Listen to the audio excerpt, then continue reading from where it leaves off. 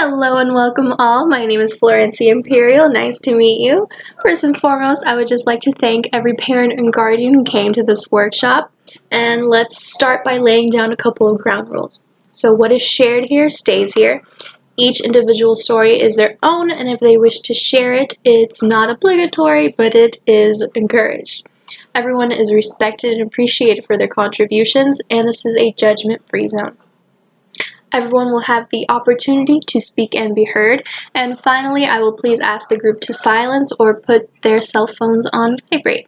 Any other comments, questions, or concerns? Great.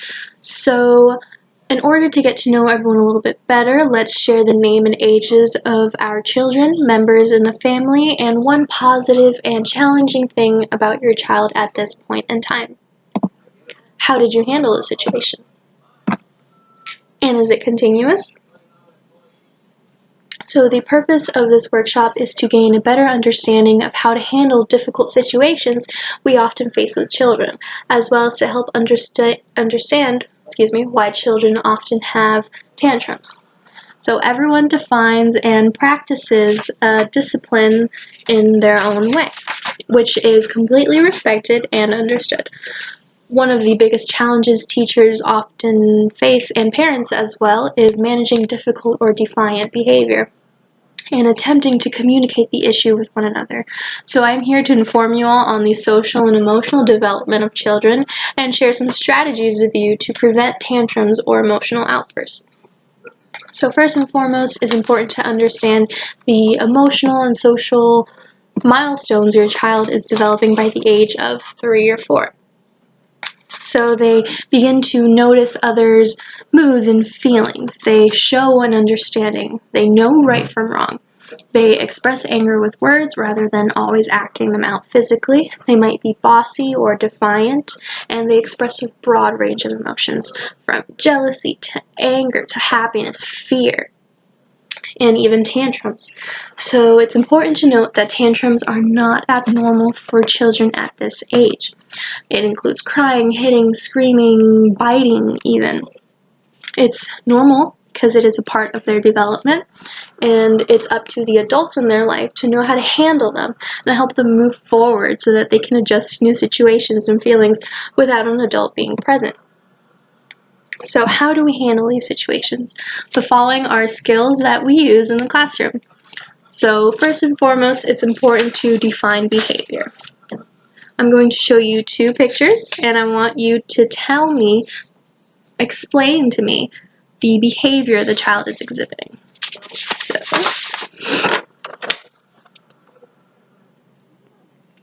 okay.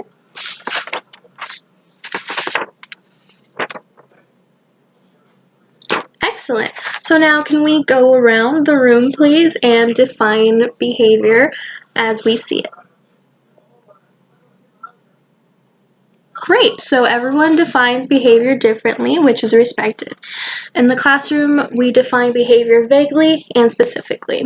So poorly defined behaviors are acting up or he was being good. Be specific. Well-defined behaviors are she was pulling another girl's hair. Bad.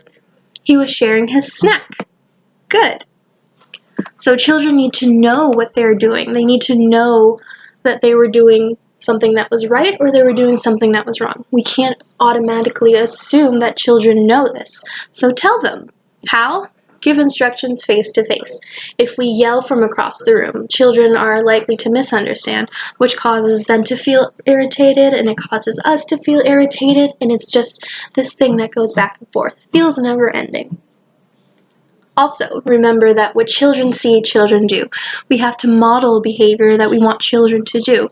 I've seen countless of teachers yell, "Be quiet," or "I'm taking away recess," while they have taught children not to yell and be respectful to others. This is modeling a completely different behavior. It's threatening, creates fear, and overpowers children rather than creating an environment of mutual trust and respect. So, take a deep breath and approach the situation calmly.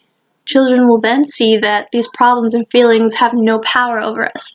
We can overcome these situations.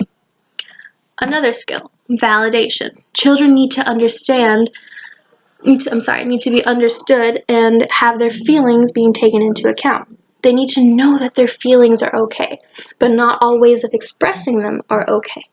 The more you understand and validate their feelings, the less likely children feel the need to act on them. So let's do a little activity. This is called the mirror mirror activity. Partner up with your child. So in this bowl, you will draw a variety of different but simple emotions and situations. Using only your face, I would please ask you to act out the feeling with your partner, and your partner will have to guess what the feeling is. For example, I got angry. I'm going to act angry, but my partner won't know it. All right. Excellent work. So does anyone want to share what their experience was? Did anyone guess correctly? Incorrectly? Why do you think so?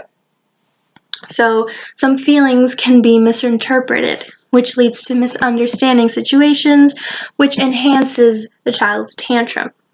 This activity shows the importance of communication and open-ended questions. An example of an open-ended question is, are you getting frustrated with that puzzle? I see that the pieces aren't going in. What else could you try? Offer the child options. I hear that you really want me to buy you that toy, but I'm not going to buy you that toy, and I know that it makes you sad. Why don't you put it on your birthday wish list? Reassure that the child is okay. They are allowed to feel that way. For example, it's okay to be mad at your sister, but it is not okay to bite or hit her. What else can you think of doing with those feelings? Teaching, playing, and talking about feelings are very important. We can validate children's feelings through play and singing. So the song, if you're happy and you know it, clap your hands, can actually be switched up to, if you're angry and you know it, stomp your feet. Or, if you're excited and you know it, jump up and down. Or, if you're sad and you know it, grab a tissue, boo-hoo. So one thing I enjoy doing in my classroom, and that the kids enjoy as well, is getting up and dancing. So what better way to teach children how to express and validate their feelings than with an emotions hokey pokey. So I'm going to play that for you now, and let's all get up and dance. All right, everybody, let's do the emotions hokey pokey. You put your happy face in, you take your happy face out. You put your happy face in, and you shake it all about. You do the hokey pokey, and you turn yourself around. Everybody, turn around. You put your sad face in, you take your sad face out. You put your sad face in, and you shake it all about. You do the hokey pokey, and you turn yourself around. Everybody turn around. You put your angry face in, you take your angry face out. You put your angry face in, and you shake it all about. You do the hokey pokey, and you turn yourself around. Everybody turn around. Put your scared face in, you take your scared face out. You put your scared face in, and you shake it all about. You do the hokey pokey, and you turn yourself around. Everybody turn around. You put your surprised face in, you take a surprised face out. You put your surprised face in, and you shake it all about. You do the hokey pokey, and you turn yourself around. Everybody turn around. You put your silly face in, you take your silly face out. You put your silly face in, and you shake it all about. You do the hokey pokey, and you turn yourself around. Everybody turn around. Everybody turn around. Excellent work. Thank you so much for participating. So, in conclusion, the most important part of this workshop is essentially getting to know your child better. Everything they experience is a learning experience, and we are here to build the necessary skills for them and be there for them when things don't necessarily go their way. For them to become independent children who are moving forward. A big thank you for coming out today and participating in this workshop. Thank you for your willingness to take risks, ask questions, and participate in activities as we just did, and for being open about different discipline styles and skills with children. So please remember to fill out the evaluation form before you leave, and have a great day.